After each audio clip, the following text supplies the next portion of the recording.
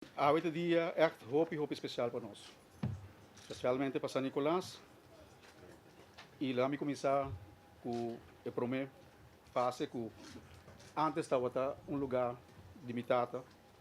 Então echt lugar de não bem comer, então uma maneira um restaurante e depois ela passa para mim como Coco Beach e já nós seguimos está na DJ e está na DMI agora aqui nós estamos bezig com projeto mais bonito mesmo no nome de Serena Residence. Tremendo projeto, algo echt especial, hobby bonita para San Nicolás e nós está situado aqui na cerca de Rogers Beach e lo que nós está fazendo que projeto aqui está nós também busca inversionista local e internacional e através criando trabalho para parte de Aruba. Esse é circo e pida barranca aqui agora lubida para hobby tempo e tá pensei mês nós está base com ele agora aqui para developer para nós abrir o não também para outro inversionista não para por vir fazer algo para San Nicolás e o projeto Serena está consistir de 5 edifícios de condos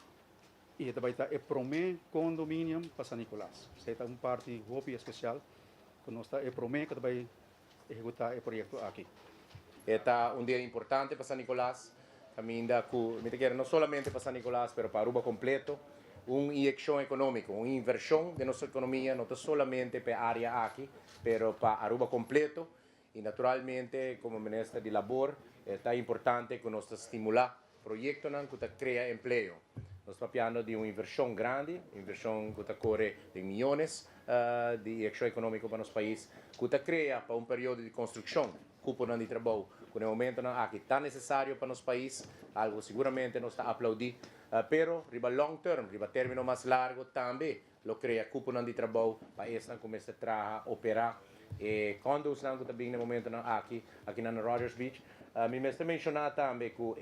aspecto o projeto aqui lo vincune tem aspecto de spin-off econômico na onde você vai dar outro tipo de negócio não por abrir onde é aqui e por também ânimo for de outro inversionista não de caso aqui mestre Bisa inversionista local que a perseverar mas a hope mes mi mestre Bisa mas a hope mes para o projeto aqui por ordem realizar da partner up com inversionista internacional para assim mais por criar cúpula de trabalho, inversão e maneira que o colega de mim já mencionou, tendo em conta o aspecto socioeconômico da área particular de San Nicolás, pero de outra banda também, tendo em conta com o nosso meio ambiente, tendo em conta também com o aspecto de turista que visita a área, seguramente o governo da totalidade está apoiando a iniciativa, particularmente para a área aqui para hopi ainda agora negligenciar, pero que pouco a pouco mirando toda a inversão aonde San Nicolás no momento aqui está ganhando atenção devido.